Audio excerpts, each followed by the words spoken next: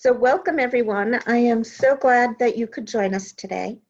This webinar is designed to help state child advocates prepare for what we think is going to be a very difficult budget year by helping you know what to expect for, what to look for in your state, what the possible consequences are, what's happened in past recessions when we faced potential budget cuts, and some of the arguments you can use to try and protect children's programs.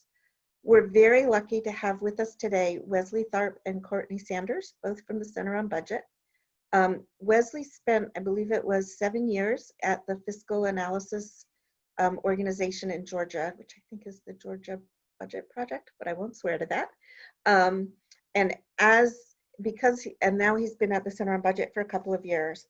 As a result, he was working in Georgia sort of towards the tail end of the last recession and spent a lot of his time there fighting to get back a lot of the services that were cut during the depths of the recession. And so he's very aware of the challenges that those cuts bring and the challenges in trying to make up for ground, and is really well equipped to help us think about how to prevent those cuts in the first place.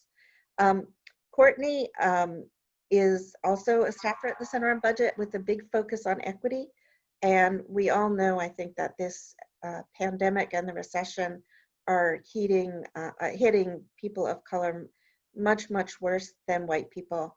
And so it's particularly important, it's obviously always important that we do our work through an equity lens, but it's particularly important that we think about protecting our state budgets from cuts that hurt children and families of color. And she has written a really important piece that we'll be sending around along with the slides and the recording after the webinar. And she'll be talking with us about that. We are also expecting Rich Huddleston from Arkansas Advocates, who is texting me right now about logging on. Hang on one second. And he should be joining us any moment. Rich is the executive director of Arkansas Advocates for Children and Families, and he has been there as executive director and a staffer since at least 1997, which is when I first met him, which means he's been through 2 recessions in Arkansas and can share with us the perspective of someone who's fought these recessionary budget cuts on the ground itself. So I'm going to now turn the webinar over to Wesley, and I'm going to be doing a little work in the background to make sure Rich has the right link to get in. So Wesley, thank you so much. And I'm going to ask all of our other panelists to mute yourselves if you're not talking, just to protect the sound quality of the recording. All right, thanks so much, Deb. I'm Wes Tharp, Deputy Director of State Policy Research at the Center on Budget and Policy Priorities in Washington, D.C. And I'm really excited to be here with everybody this afternoon, along with my colleague, Courtney, and eventually Rich, to kind of talk through a few things over the next few minutes. We're going to start by talking about kind of where we are in terms of this unprecedented COVID-19 crisis, particularly what it means for states, and so policies that are crucial to families, communities, and children nationwide. Particularly Courtney, we're going to talk some about kind of the path forward of how do we rebuild stronger, better, more prosperous and equitable communities over the long run in the wake of this crisis. And then we'll talk a little bit about kind of plugging into the process on the state level. And I'm sure there's a lot of expertise on this call beyond us in terms of how to advocate for tax and spending policies effectively on the state and local level. And so with that, give me a moment to share my screen.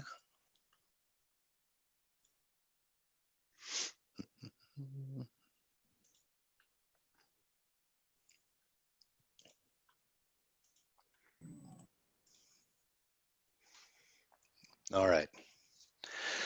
So to jump right into it now, I'd like to start with a kind of general framework that's been helping guide some of our thinking around how to address or how to think about this COVID-19 crisis that we're in. And it's as a little bit of a 4-phase rolling situation.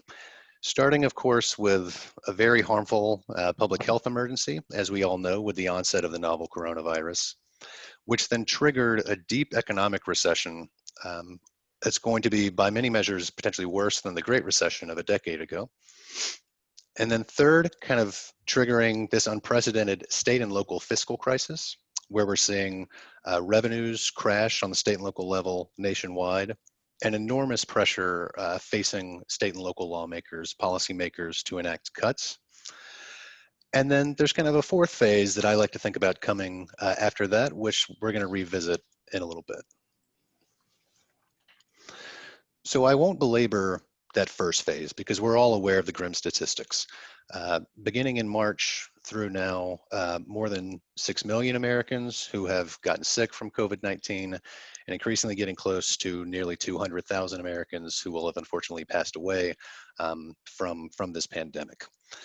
I won't say that there's no end in sight to the crisis, but it does appear that it's going to drag on for some time. And so it's a very harmful, serious situation that we're all wrestling with. The second phase that I lifted up there is what came after the pandemic arrived, and in turn, on top of the very serious health effects that we saw. And that's this deep economic recession.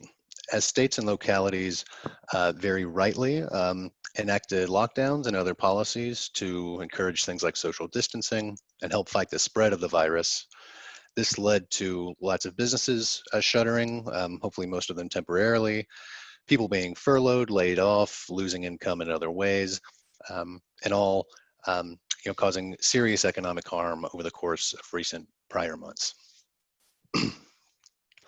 There are a few salient ways that we can see this very vividly.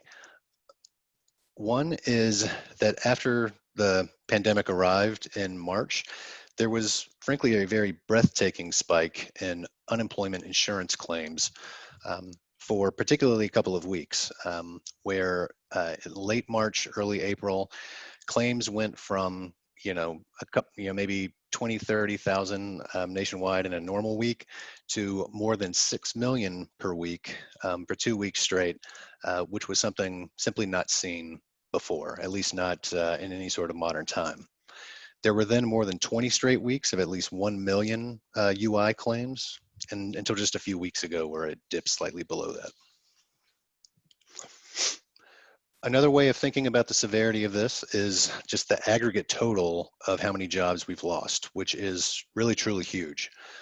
Nearly 11 million private sector workers losing their jobs between February and August of this year, and about another million or so state and local public sector workers.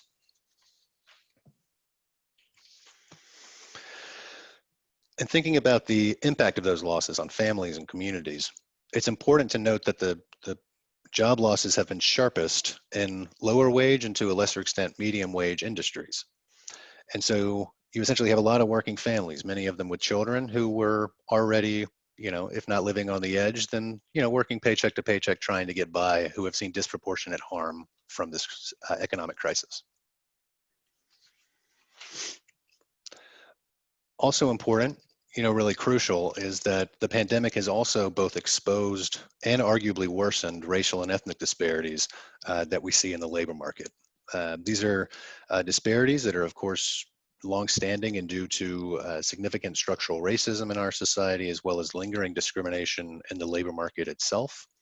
As you can see in the chart, we have between February and August of this year, the unemployment rate more than doubling really for everyone on this chart, but remaining really significantly higher for Black and Hispanic workers. So what happens when businesses close, people lose their jobs, working families don't have as much money to spend?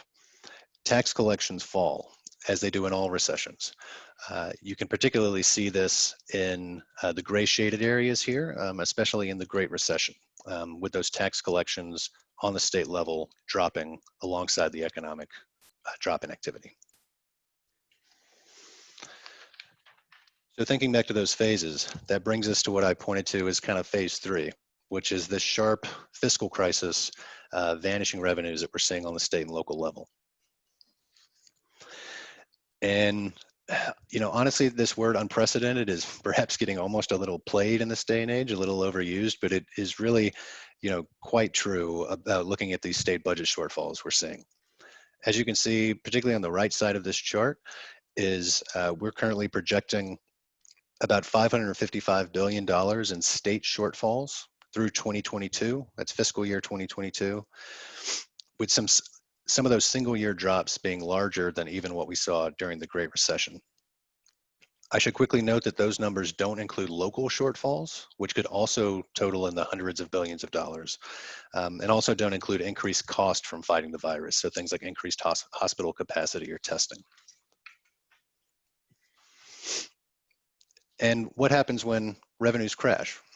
Well, we know from experience that states wind up slashing crucial services like K through 12, childcare, healthcare, children's programs, many other things. What you're seeing in this chart is that during the Great Recession, kind of a decade ago in its aftermath, states filled about 45% of their shortfalls with spending cuts, as opposed to things like emergency federal aid and increased taxes and fees. Although it is crucial to note that there were a handful of states who managed to effectively raise new revenues to help mitigate some of the worst of those cuts. And cuts tend to linger for a long time, especially when they're that deep. As of 2017, for example, many states were still below their pre-recession 2008 spending levels for K through 12. And that includes at least 7 states, as shown here on this chart, who were at least 10% below their pre-recession spending levels for K through 12 public schools as late as 2017.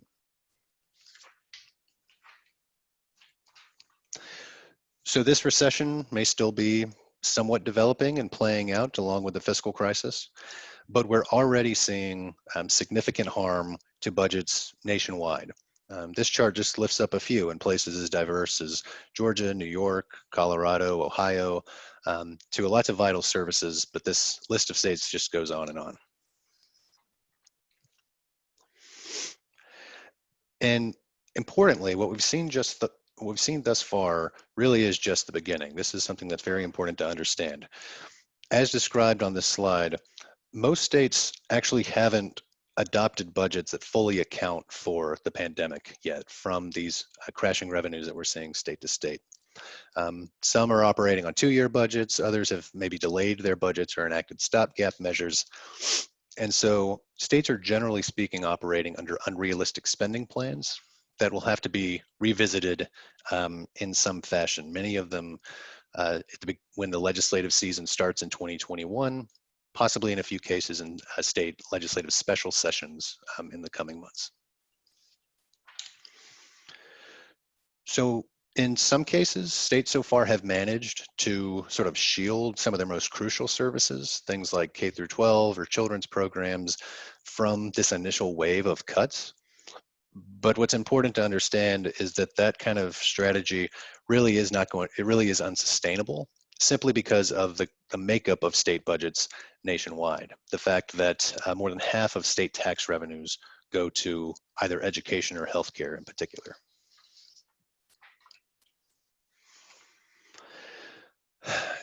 So in addition to service cuts, what else happens when state and local revenues crash? Well, you wind up with essential public workers, across state and local government, losing their jobs, getting either furloughed or laid off. And indeed, what we're seeing with this COVID-19 recession is that in April alone, more public workers, state and local workers, were laid off or furloughed than in the entirety of the Great Recession and its aftermath. That's about 1 month versus almost 3 years, I believe, is that data point. And those losses have remained highly elevated over the course of the summer. And again, we're seeing this all over the place nationwide. School districts, fire departments, parks, and yes, things like perhaps childcare centers and early education agencies laying off, or in particular furloughing critical workers, but some of those furloughs perhaps are increasingly turning into layoffs the longer that this drags on.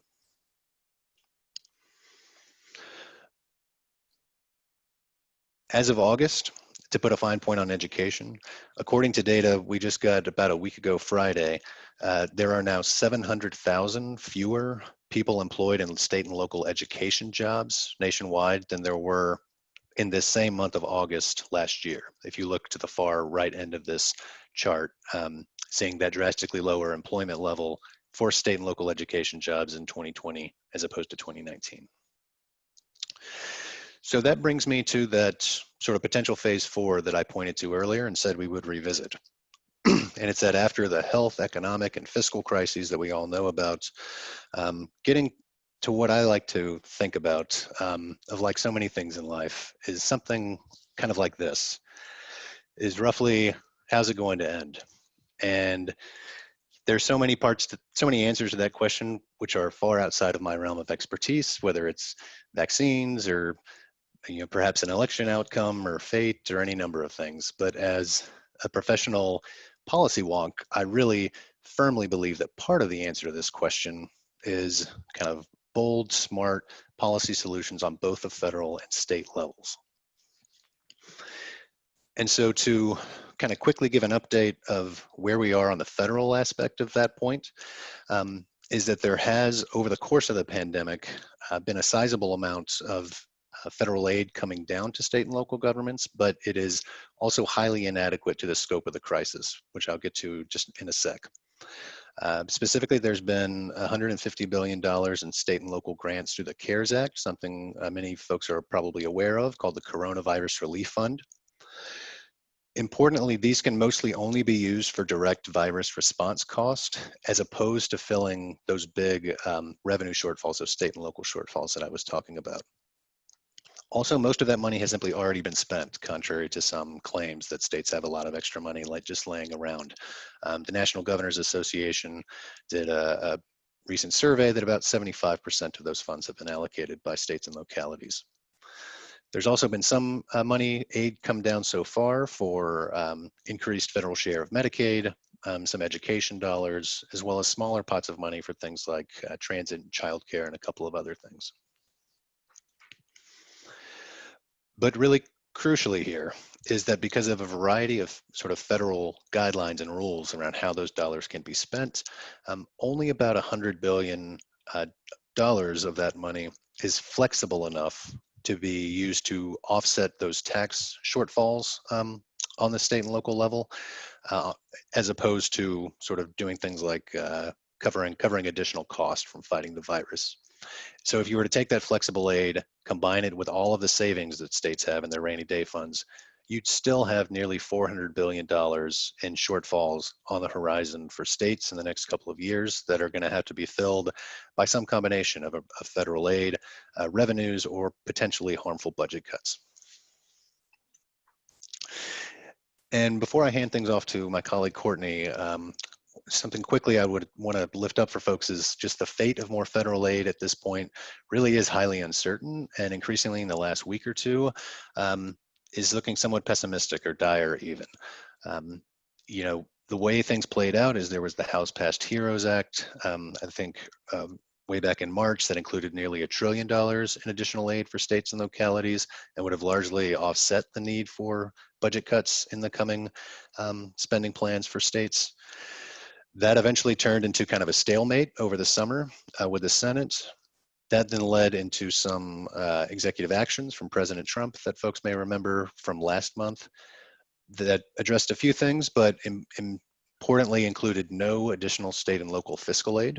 And then just last week or the week before, forgive me for forgetting, the Senate GOP offered this so-called skinny plan of kind of a final round of coronavirus relief that included $100 billion for education, as well as some other items, but no broad general fiscal aid for states and localities. That would really be what the doctor ordered for offsetting shortfalls of this scope.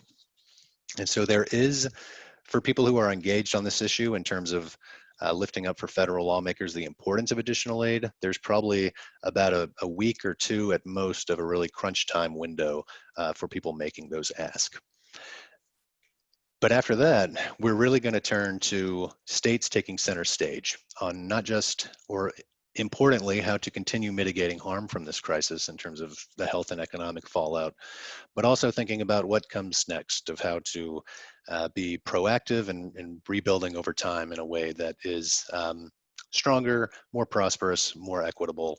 And for that, my colleague Courtney Sanders is going to share a variety of the things about the way we're thinking about that going forward. Thanks, Wes, and it's good to be with you all. Wes definitely pointed it out. The federal funding aid is necessary, and states also need to think about how they can move forward next year with the uncertainty of more federal aid to ensure that families stay safe and have the ability to thrive. And we know that COVID-19's impact has really underscored the ways our nation's racist history has been embedded in our health systems, our social and economic systems. And it's also important to focus on who has been most impacted by this. And so that's what we're going to talk a little bit about today.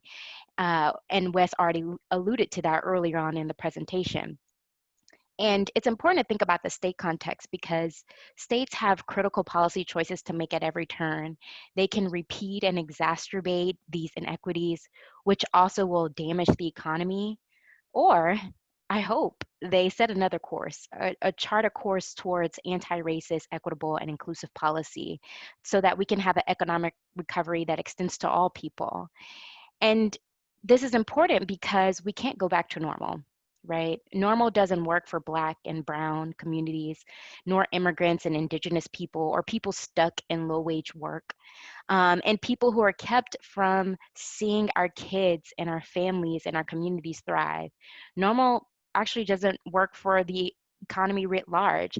Especially as we leave talent and potential untapped on the table and under-resourcing that talent and underserving large swaths of people, whether they are Black, brown, and white.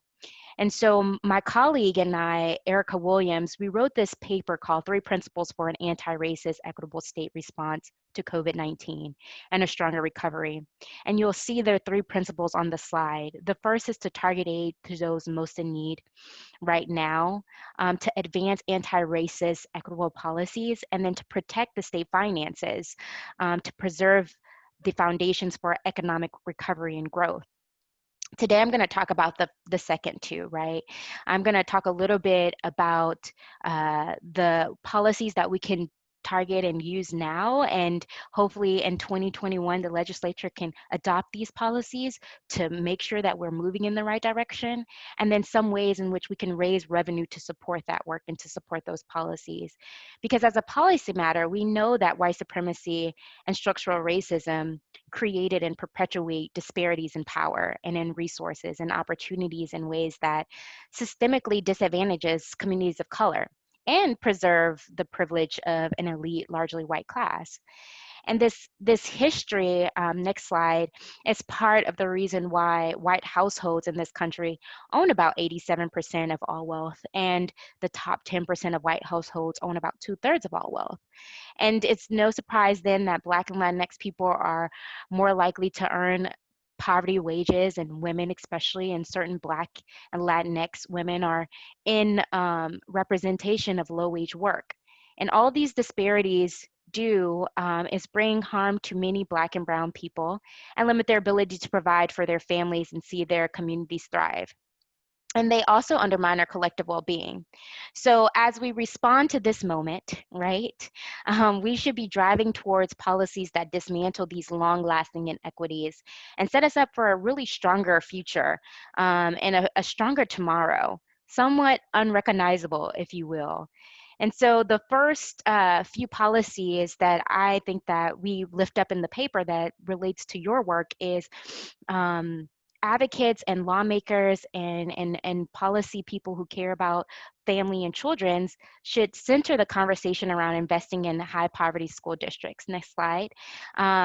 When states can do more and giving more funding to school districts, they can protect these districts from budget cuts and improving school funding formulas to better target dollars to children of color and those in lower income households now and well after the recovery. You know, Wes mentioned the UI claims. I think it's also important to think about how states' unemployment insurance systems can be more inclusive for all those that were laid off and furloughed, because many state UI systems exclude certain workers, and these workers are disproportionately women and people of color. And states have an opportunity to expand and adopt those policies that can really make a difference.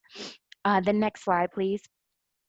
The next policy that I think would really help families and children at this time, especially in 2021, is thinking about how states can adopt and expand their own versions of the federal EITC, including increasing the credit size and extending them to workers without Social Security numbers, largely immigrants who are undocumented. These credits, they really do help the desperate racial impact of regressive taxes like the sales taxes by boosting the after-tax incomes of low-wage households. Um, we know that 23 states, Washington, D.C., and Puerto Rico, follow this federal practice of offering a fully refundable EITC. And this is something that states can really do. And if they already have it, think about expanding it to immigrant families. This would have an even more larger impact on households of color. Now, before I go into the revenue raisers, because there are some ways that we have to figure out how to pay for it, because as Wes mentioned to us, there are a lot of shortfalls and there are a lot of gaps. But I think that I want to point out a revenue raiser. Next slide. Next slide. That states and localities are using that should stop. And that ultimately should be to stop and eliminate criminal legal fees and make fines ability to pay. And the reason for that is thinking about the Great Recession in comparison, a lot of states and localities heavily relied on fines and fees, and they undermined families and their whole well-being. And that can be same case for today.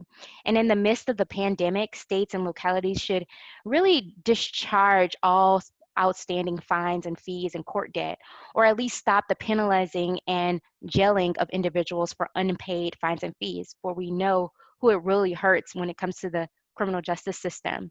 Next slide. And in that same vein, you know, states should also stop suspending driver's license for unpaid fines and fees, because we know that millions of Americans get trapped in this justice system simply because they cannot afford to pay their fines and fees. And they're stuck in a cycle, right, of punishment and poverty. And people ultimately start to have consequences of that. People can lose their jobs, their homes, and even their children. And this way of collecting revenue does more harm than good, both in people's lives and at the state fiscal budget level, right? The collection of fines and fees is actually unsustainable, and it presents more revenue challenges than profit, according to a study done by the Brennan Center. Therefore, states and localities should stop doing this. But again, I know that you all are more interested in, okay, well, if we're not raising revenue this way, how can we raise revenue to invest in schools, think about our unemployment insurance and all those other things? Well, the first thing is reform or repeal restrictions on local government revenue raising. Specifically, in this pandemic, is sharply increasing costs and reducing revenue, not just for states, but for localities, and making it much harder for them to provide basic community services like schools and parks and clean water, all the things we need right now.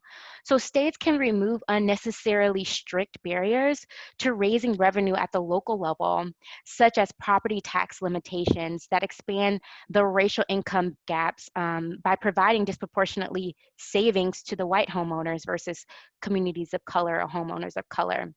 The second is, we know that one thing continues to happen in all economic downturns, and that is states have choices. They can either cut or often in ways that can be more harmful, or raise revenue. And so states should raise revenue, especially from profitable corporations and the wealthy. And that's a racialized choice, right? Given the country's history and ongoing biases that we discussed today, we know who holds the wealth in our country. So having tax increases and small tax increases are particularly a good option for states needing to close budget shortfalls in bad economic times, especially when those measures target wealthy people or wealthy households whose consumption is least affected by the economic downturn. We know that there's some people right now who are not affected about what's happening financially with COVID-19 and the recession. And I think finally, another option for revenue raising is really roll back the economic development incentives and other tax breaks for profitable corporations.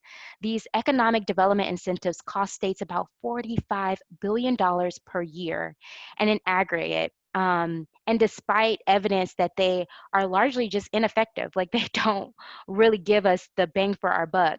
And so states rolling back ineffective breaks to improve economic supports for people that are hardest hit, like communities of color, would also improve the racial equity in the state. And the corporations that benefit the most from these breaks typically are owned by mostly wealthy and white shareholders anyway. So this is a way for you to really think about who's really impacted and how they're really impacted when you're making these policy decisions. As I wrap up, I'll just say, if we're not intentional about undoing these past harms, at best we're just maintaining the status quo, and at worst we're exacerbating them. So policy is self-reinforcing. So advocates have to intervene. Folks like you and lawmakers have to intervene. And the good news is that if we could be intentional about policies that create inequities, we can be intentional about choices that acknowledge nothing is race neutral, and that we can help move our states forward towards an anti-racist future. I'm turning it back over to Wes as we wrap up. Yeah, that was fantastic, Courtney. Thank you so much. And I believe that in the interest of time, I'm going to stop my share here, and I'm handing things over to either Rich directly or back to Deb, whatever makes the most sense there. Sorry. So Rich is our next speaker. I introduced him before he actually was on, and in fairness to Rich, that was my fault because I mistyped his address in the speaker email. But Rich, thank you so much for joining us. We invited you because you've been through state recessions in the past. And you should be able to share your screen. Do you see a little green share screen button? Or do you want me to share your slides? Your call. Yeah, Deb, if you don't mind sharing my slides, that would be great. Okay, let me just share my screen and get into your slides. Hang on a second. I will say, when you think because I've been through this before, I think that's just another way of saying I'm old, but I will take that. So. Well, I've been through this with you. Give me 1 second here. I have your slides up, but they're not showing. One moment. I'm gonna stop trying to share. Go into my. Yeah, they're here. Why are they not showing up? Okay, let me try this again.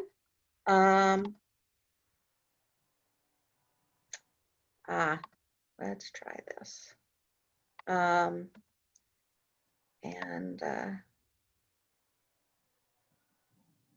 should have closed out some of these things. Why are they not? This is very peculiar. Should I just go ahead, Deb? Nope, I got it. Sorry about that. Here we go. I am happy to show them for you. Great. It's my fault. So just tell me when you want them advanced. I will do that. Well, hi, everybody. It's an honor to be on this webinar today. Again, I think if there is one policy area that I think deserves more attention by child advocates, it's the state budget and tax arena. As our previous speakers have said, it really does drive much of what we care about in child advocacy, and it drives much of what we can do in the state's response to the pandemic. I did want to give a quick overview of what has happened in Arkansas since the pandemic began, but I think it might be helpful to quickly go through a couple slides to give you a little bit of background on Arkansas, especially since so many of you have tax and budget similar systems close to ours. On this first slide here, a couple points I wanted to highlight. Arkansas, like a lot of states, has supermajority requirements to pass progressive tax increases. In Arkansas, it's 3/4. And so whenever we want to raise revenue in Arkansas, it almost always has to be through regressive taxes such as sales taxes and excise taxes, rather than more progressive taxes such as personal corporate income taxes. And as a result, we have a regressive tax system that places a disproportionate share of the economic burden on low-income families and families of color. In Arkansas, like in a lot of states, the fiscal year runs from July 1 to June 30th. We're currently now in fiscal year 2021. And the reason I mention this is because with the economic downturn in March and April, many states had to make tough budget choices for the last fiscal year with only a couple of months remaining in the fiscal year. And then finally, I will say on this slide, Arkansas always has a very conservative revenue forecast and state budget. In Arkansas, as in many states, the legislature has to pass a balanced budget. And in Arkansas, this means passing a state general revenue budget that equals what the state forecast will predict will be available in state general revenues to pay for those programs. But in practice, this often means that whichever administration is in office will produce a really conservative revenue forecast that understates, at least in good times, the amount of money that will be legally available for state agencies to spend.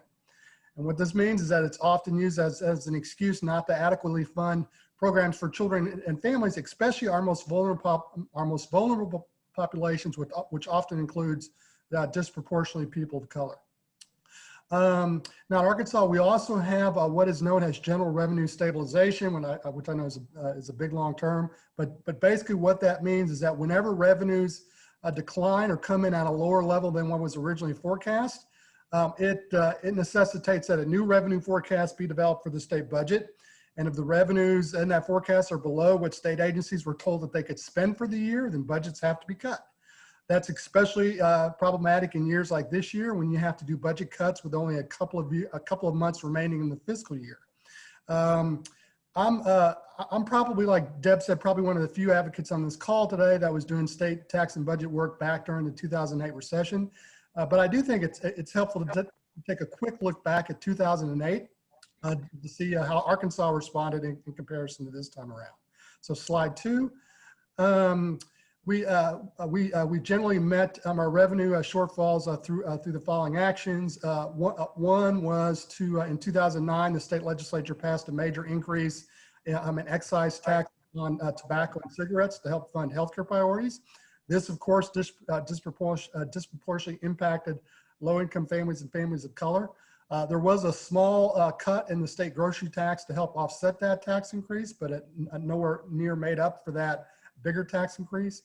The state used reserve funds that had been built up because of conservative forecasting and budgeting to help plug the gap. And then back then, Arkansas received about $2.1 billion in federal funds under the Federal Stimulus Act. Those funds really helped the state budget come out of their recession, and it really let the Arkansas legislature off the hook for having to raise new revenue during legislative sessions in 2009, 10, and 11. But in states like Arkansas, where passing a tax increase of any kind is tough in any year, that stimulus money definitely allowed us to avoid major budget cuts. So fast forward to 2020, slide 3. What's been our response to the recession for fiscal year 20, which is the fiscal year that just ended June 30th? Well, in March, the state issued a revised general revenue forecast to reflect the economic downturn. We had state general revenue cuts of about $353 million for the fiscal year that just ended June 30th. Now, I know that sounds like peanuts to many of you who live in much bigger states, but when you have a state general revenue budget that was only $5.63 billion at the time, that's a 6% cut. Half of that cut, I think this is important for many of you to note, was half of that cut was due to the fact that Arkansas, like most states, pushed the deadline for filing state income taxes back from April to July to match the federal filing deadline. But regardless of the reasons, a 6% deficit is extremely tough to make up when you only have 3 months left in the fiscal year. So how did Arkansas respond? Well, again, because of that process that we have called general revenue stabilization, that requires budget cuts anytime revenue collections slow down, and the forecast has to be revised downward. Arkansas made up the cuts for the last fiscal year with 3 months to go in the following manner. 173 million out of that 353 million was made up by tapping one-time reserve funds and projected unspent balances. In a typical year, and this is true in most states, state agencies will have unspent balances that either get carried over to the next year or that get swept up and used for other purposes. Now, I mean, you can do that for 1 year, but there's only so much of that you can do, which I believe Wesley talked about earlier. We made up 122 million by tapping reserve funds in the Educational Adequacy Trust Fund, which is not ideal. But even after tapping reserve funds, Arkansas still had to implement some pretty significant budget cuts, most of which were borne by the Department of Human Services. We know, for example, that some pretty important child welfare contracts with providers had to be canceled, delayed, or cut. Now, what about the current fiscal year, the 2021 fiscal year that just began on July 1? Well, again, I think it's important to note that some of your states may have seen a bump up in personal income tax collections compared to what they might have been in July and August, because we pushed that state income tax filing deadline back. And so some of the revenue that you might have not had in July, you might have picked up because of pushing the filing deadline back. Now, and even with that adjustment, though, the Arkansas, unless the Arkansas economy picks up, we're going to have a state general revenue budget for this year, fiscal year 2021, that is basically at the level of the FY19 budget 2 years ago. And yet we have higher caseloads facing higher cost of providing services because prices have increased, but yet we don't have a budget that will support those greater needs. In Arkansas, we've already seen programs for vulnerable children and families cut this year, including child welfare, developmental disabilities, behavioral health. Other programs are at best flat funded, Medicaid, youth services, pre-K. And moving forward, again, this is especially going to hurt programs with increasing caseloads, such as Medicaid, nutrition programs, mental health programs, or programs like child welfare that are probably going to have much higher caseloads once the pandemic is over. I did want to highlight the issue of education. In the Arkansas budget, K through 12 education enjoys a legal protection. There is a constitutional legal requirement to fund K-12 education first. That funding is supposed to be based on an adequacy study of what K-12 needs to be funded to provide an adequate education. That study is ongoing right now, but none of us believe that it's going to take into account what's going to have to be done to address equity gaps that were large before the pandemic, but that have only gotten worse since the pandemic began. Schools closed last spring. Most out-of-school programs did not exist over the summertime. Given the big gaps that exist in virtual learning that face minority students right now, most experts believe that students of color are going to continue to lose ground over the next year.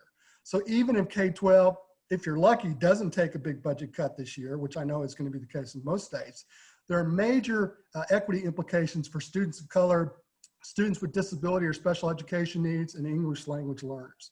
Slide 4, I'm getting near the end here. In terms of issues to watch out for, of course, an increase in your Medicaid population, especially like in your Medicaid expansion program, again, which has a lot of low-income workers, many of whom were essential workers who may have gotten laid off.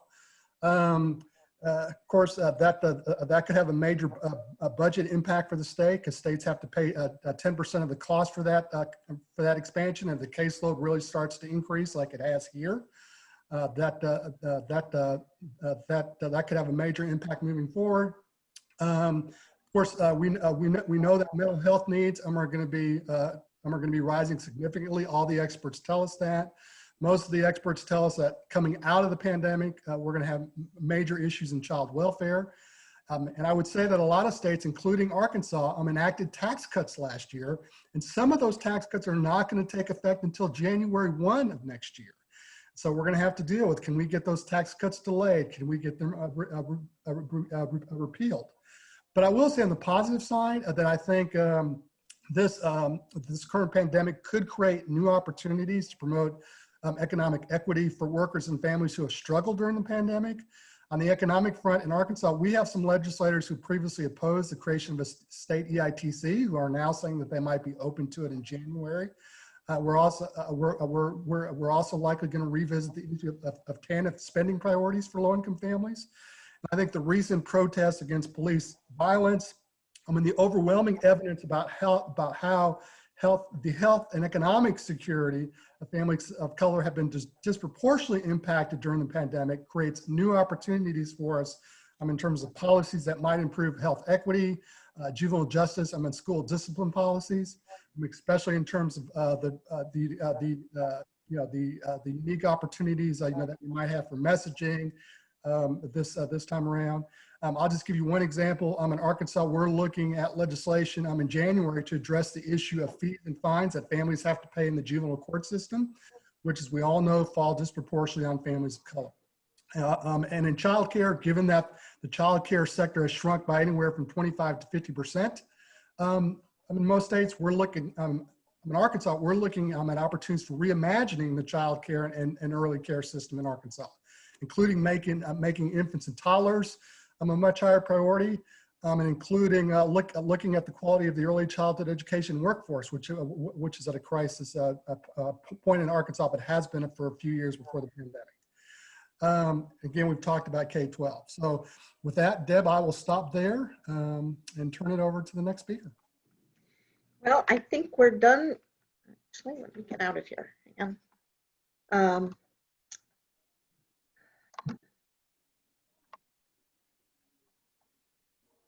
Give me 1 minute to get my sound back.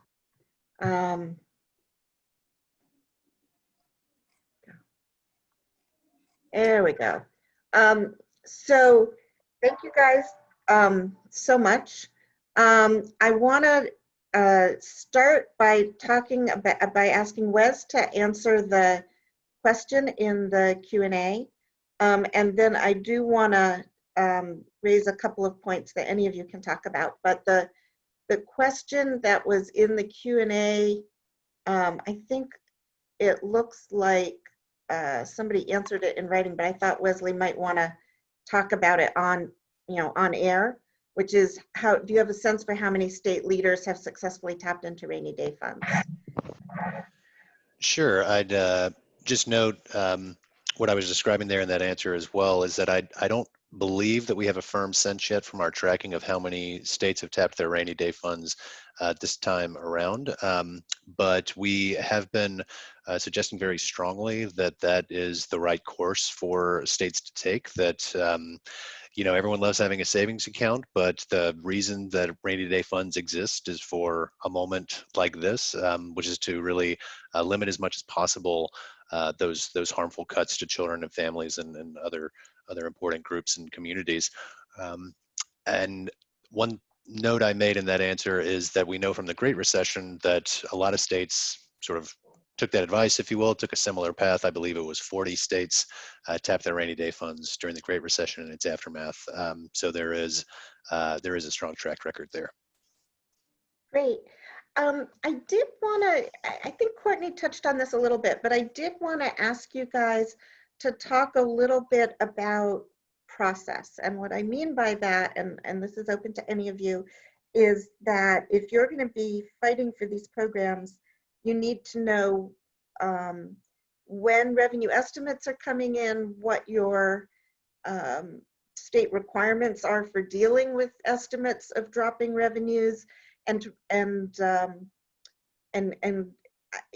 so that's kind of my basic knowledge.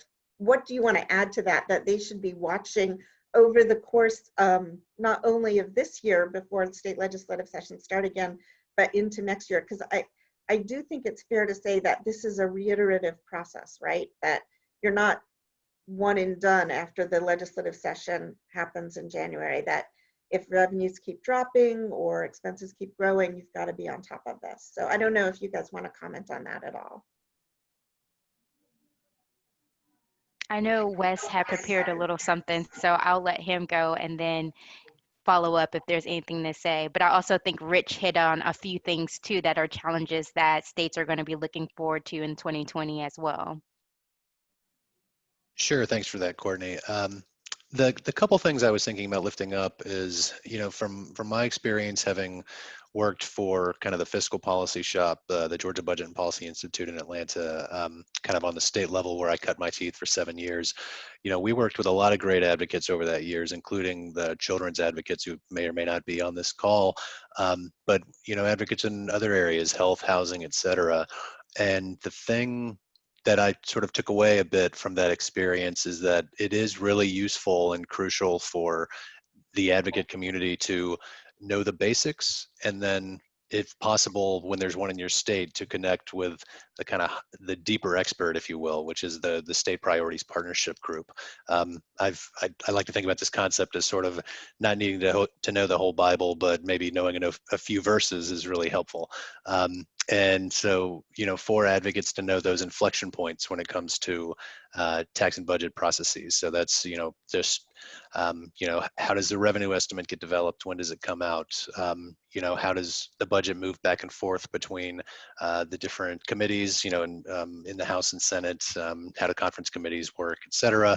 And also, that stuff is very 101 and probably not news to anyone, but something that's important to me, having worked on tax policy for many years, is how useful and important it is for advocates to show up at the Ways and Means Committee in fights over the size of the pie itself, if you will, as opposed to just how the pie of spending is being allocated. Because a lot of times things that are quite costly, which might be more in the nature of, say, like business tax breaks that say like a Chamber of Commerce is fighting for, are happening at the Ways and Means Committee. They're not in the tax committees. They're not happening in the appropriations committees. And so thinking about revenues and spending as two sides of the same coin and advocating in both ways is something that I would lift up.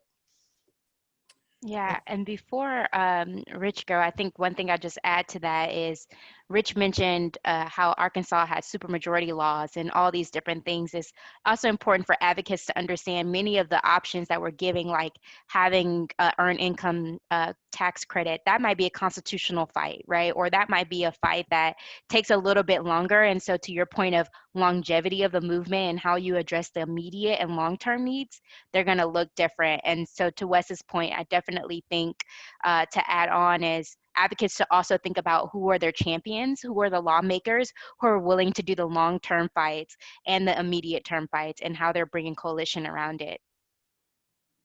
Rich, do you want to add to that? Yeah, I would just lift up that I think it's especially important right now that we reach out to not only providers, but quite frankly, more importantly, our grassroots organizing partners who have people with shared life experience and people of color in their leadership. Because I think if you want to build the case, I know this is Advocacy 101, but come January, if you want to build the case for why something needs to be funded, or better yet, why something doesn't need to be cut, probably more likely, then you have to have those personal stories in terms of how families are being impacted. And for state policy groups, sometimes those stories are difficult to collect. And quite frankly, given the pandemic right now, a lot of community groups and a lot of our grassroots organizing partners, quite frankly, right now they're struggling even more than state policy groups are, because of funding, because of challenges that their members are facing.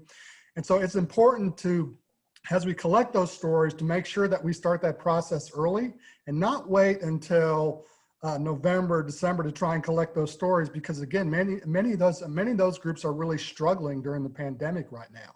And so we have to make sure that we give them lots of time, to get us those stories. The state policy groups need to do whatever we need to do to help support those groups as well. In some cases, that that might mean trying to get those groups some funding. If you have any available funding. So anyway, I'll stop there. Rich, I think that's a great point. And the same child care project that led CLASP and the National Women's Law Center and the partnership to offer this webinar, we've offered a series of webinars on story banking, collecting stories, and they're all on the partnership YouTube account.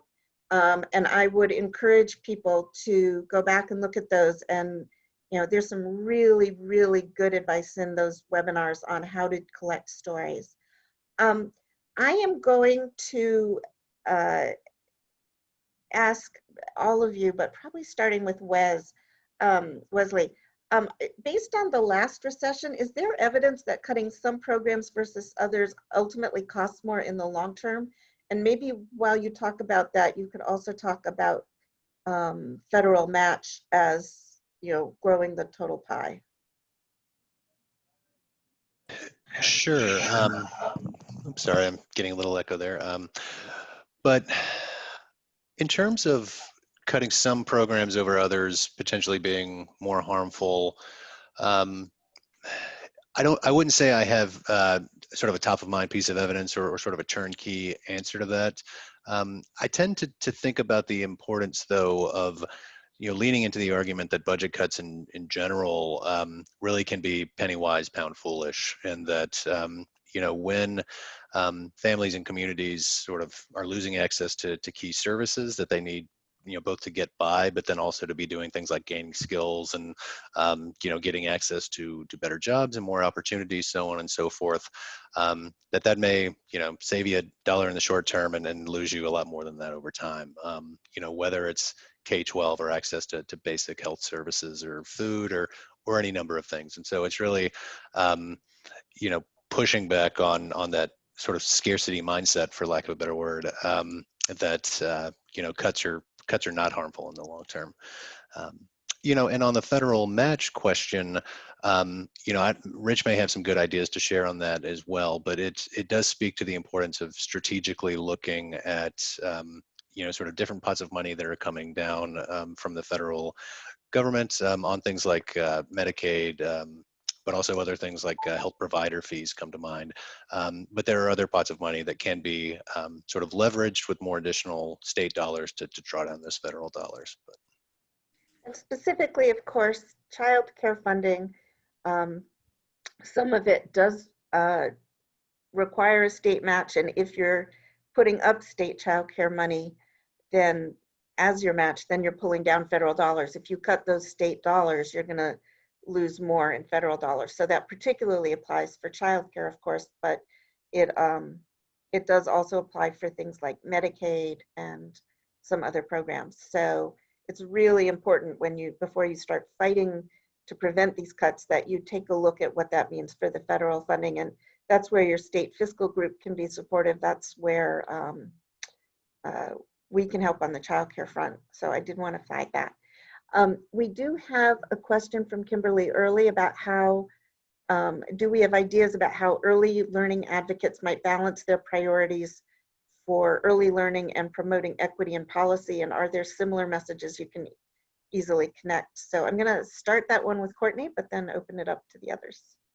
Yeah, absolutely. And I got a little feedback. Sorry about that. Yes, absolutely. And to the question you asked earlier, that's actually a direct impact as far as the cuts that happened in the Great Recession. Researchers Caribou Jackson and Rucker Johnson, they did research talking about how early childhood education cuts during the Great Recession had a huge impact on the longevity or the success of kids and families as they grew up, and the same was true for high school students and whether they were able to go to college and all those different things. So I do think that advocates can take an opportunity to think about, okay, there's a few things happening. Black and brown women are particularly caregivers, whether they're paid or not. And so how do we switch that conversation, and how do we think about that being a large group of people that we start to support, because we know that they're the lowest paid population in this country. And I think the second part is that we know that given the pandemic, hopefully things will change. And if that changes, how are we setting up childcare workers? How are we setting up childcare facilities and children up for success in the long term? And so states should start thinking about investments they're making as, essential workers slowly go back to work. what's happening with the doors being opening for the childcare organizations and groups, and what does that mean, and how we're supporting them in their sanitation, or supporting them in their wages and all those different things. And so I think that there's a moment that a lot of advocates that care about early childhood education should take, and that's to say, who's most impacted? And then think about what are the needs for that community or the group of people that they're really fighting for, and then bring that to the lawmakers and bring that to the legislatures. Deb, if I could just build on that a little bit. A number of the studies that I have seen say that that the childcare industry is likely to have shrunk by anywhere from 25 to 50%, depending on which state you're in. And think about the implications of that, both in terms of equity, but also geographically, and also the types of kids that can be served in those programs.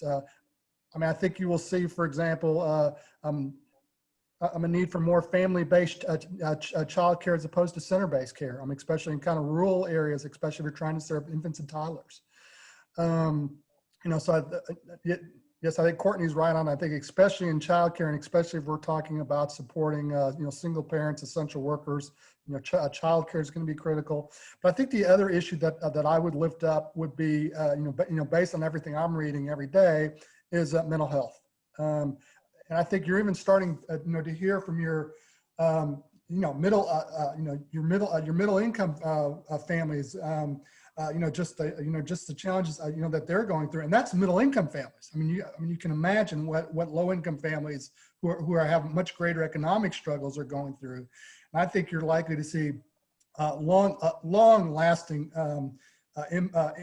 impacts on the nation's mental health as a result of this. And so that if we're not paying attention to that issue, then that's not an issue that some advocacy groups like us necessarily do a lot of work on.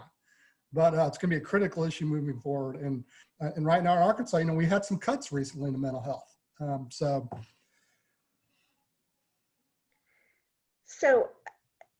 I think, first of all, this was a fabulous webinar, and I want to thank all three of our speakers. I do want to give you each a chance to say some final words, but I also want to emphasize that this is probably the first step in a process of supporting each other as advocates.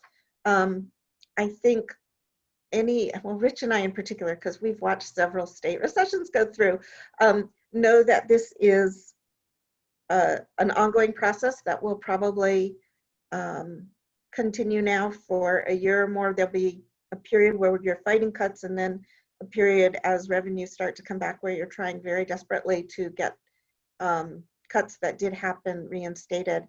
And you guys can learn so much from each other. We'll continue to provide as much as we can in the way of supports, shared tools, information. We'll obviously be working closely with our colleagues at the Center on Budget to support you there. But I do want to say that Christine and Kira and I tried to offer this webinar now because now is really the time to start preparing for these debates and discussions, even though in most states you're not going to necessarily see them until January or February. Now is the time to understand, when your state revenue estimates come out, what the processes are, whether you've got fiscal constraints on raising taxes, how much money you've got in your rainy day fund, all of the things that Wesley and Rich and Courtney have been talking about. Now's the time to really understand what you're dealing with so that you are prepared as things come at you. And I hope this webinar was a first step towards getting you ready to do that. Do any of the three of you want to make any final comments on today's presentation or what people should be thinking about next? Yeah, Deb, just one final comment. In nearly every state, and I'm sure Courtney and Wesley know the exact number, but in nearly every state, there is a state level group that does state tax and budget work. And so I would encourage the many groups who are not part of that network to find out who that group is in your state, and to make them sit down with you and take you through the budget and take you through that process, and do a training for your group and for other groups on the state budget and tax process. So, because that's what they're there for. And in particular, I would say make sure you know how much of your state dollars are a match for your federal child care funds and other federal kid funds. That's a really crucial piece that you're going to want to know going in. Wesley? Thanks, Deb. Yeah, Rich sort of stole my closing thought, which is just a bit of a shameless plug, right? That there, I believe it is 42 states plus DC and Puerto Rico that have state priorities partnerships groups. And I would just lean into the idea that like those groups and us at the center are more than eager to help on these battles, because these can be tricky sometimes to understand. They're a little wonky, you know, the process, there's a learning curve. So whether it's trainings or just answering basic questions, you know, there's a lot of resources there and a lot of willingness to engage. Courtney? Well, I mean, Wes and Rich definitely did the plug. I guess where I will end is reminding our advocates that there's no such thing as a race neutral policy. And as you move forward, be conscious of that every solution that you recommend, you have to center what it means to have equity and anti-racism in the middle of that. And don't give up, right? We're in a pandemic, as Rich said. Mental health is right there. And our advocates, the people who are mostly on the ground sometimes, are facing the hardest things and problems. So I encourage you, and like Wes said and Rich, happy to be a resource, happy to talk about how you can move forward in an anti-racist road to recovery. So I'm going to finish off with my own thought, which is going back actually to the 2001 recession. But I think this was true in 2008 and 9 as well, and maybe Wesley can confirm that. Don't rule out the possibility of tax increases as a way of addressing these needs. It's going to, particularly for some of you in red states, it's going to feel like that's impossible. How are they going to raise taxes when people are hurting so much? But the truth is that when you get to a certain point of budget cuts and budget austerity, what we've seen in the past is even Republican governors who took strong stands against tax increases in the past have said, no, I've got to propose an increase because the money just isn't there to do what we need to do for people. And in fact, recessions are often where you get tax increases. Now, it is true that sometimes what we see are fees rather than progressive tax increases, and you need to fight to get a progressive tax structure. But I do want to make sure you all know that tax increases are really out there. You may think they're off the table in your state, but don't rule it out and be prepared to go in that direction, because when cuts get too painful, you can in fact get tax increases rather than more cuts. And so just as you get ready for the next legislative session and for any special sessions, keep that in mind and be prepared to think about going in that direction. That's my final plug. And absolutely do partner with your state SPP groups. If you are not the SPP group in your state, they're invaluable partners. So Christine or Kira, do you want to say anything before we close out? Everybody, this is Christine. Nope, I just want to say thank you everybody for participating. It's a great turnout, a great session. So thanks for sharing your wisdom with us. And the same goes for me. It was great hearing all this information, and thank you everyone for joining. Great. Have a good week, everybody. Hang in there, stay healthy, and keep up the good work. It's been a really, really rough 2020. We all know that, but it's people like you that are gonna help get us all through it. Have a great day, everyone. I'm gonna end the recording now.